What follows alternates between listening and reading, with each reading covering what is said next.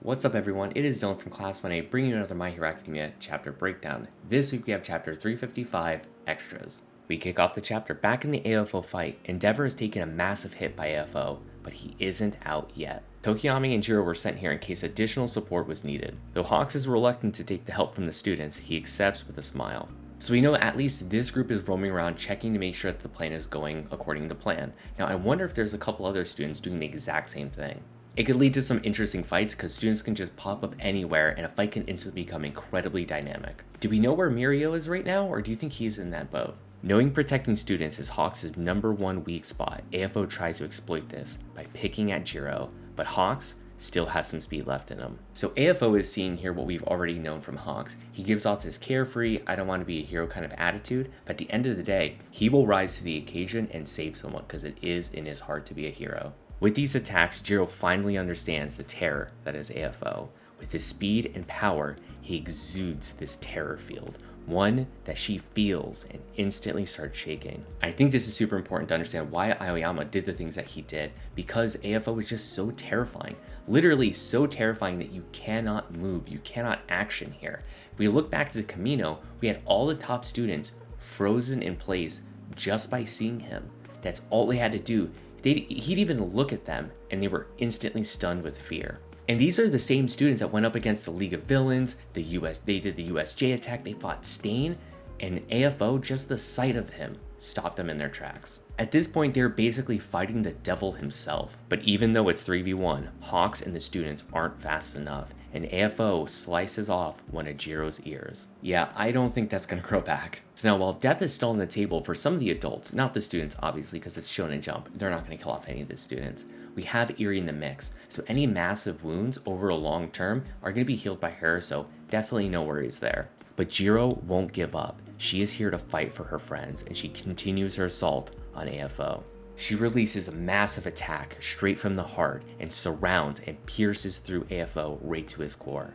So deep, it kicks off the collective willpowers of all the quirk users he's stolen in the past, giving them the necessary courage to stand up and hold him back with just their wills. With this opening, Hawks combines his sword with Jiro's sound vibration and cracks right through AFO's life support helmet, opening it up. And that is where we end the chapter. Okay, so there's a couple things we need to talk about, but I just want to take a little pause here and talk about Horikoshi. Now, there's something that always bothers me about Horikoshi, and it's the way he writes women. They don't really stand on their own in this series. They're always like falling back on some dude. It's mostly Deku, or they have to have someone help them in the fight. They never really stand on their own, and Jiro does that here. I think her ability, we know it's incredibly strong. The vibrations are one of the most powerful quirks when she just fully lets go. I don't think we really needed the willpower thing here. She could have just let her vibration heartbeat go and held him in place for Hawks to do that. They didn't need this extra layer of, oh yeah, well, it was actually like the quirks inside AFO that she activated and they were the ones that held him back, not actually her quirk, which I wish it was just her quirk because she is powerful. She's been honing this for a long time, and we know that the emitter sound quirks are very powerful. So we know AFO can detect lies in people's voices. He has this type of sound quirk. Why didn't they just lean into the fact that he's using that all the time and just overload that? Jiro could have still used her power, stood on her own, and disabled him in a different way. I don't know, I just wish Horikoshi would write some of his characters a little bit better, but, what are you going to do at this point, right? It is what it is. But let's huff some copium and just hope that it's going to get better before the end of the series, and let's actually just dive into what really happened here.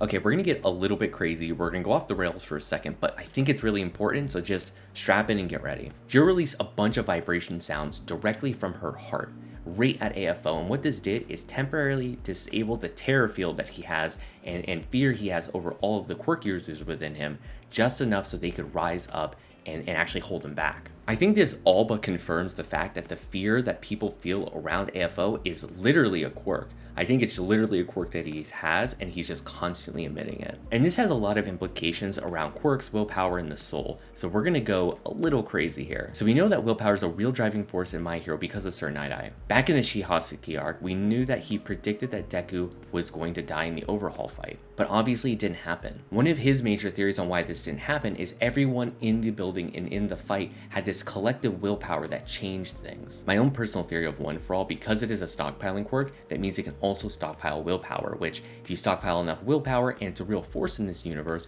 you can literally use it to change the future. And that would make a lot more sense on why the vestiges are the way that they are and why they exist, because they're stockpiling the willpowers of them in the past and keeping them around here. And if you look at AFO, it makes sense that he's stealing quirks and he's also taking a little bit of this essence and willpower. Which, if quirks and willpower are so tightly held together, it would make sense why there's quirk evolutions all the time, whenever someone really digs down deep within them and they pull this evolution out by sheer force of will.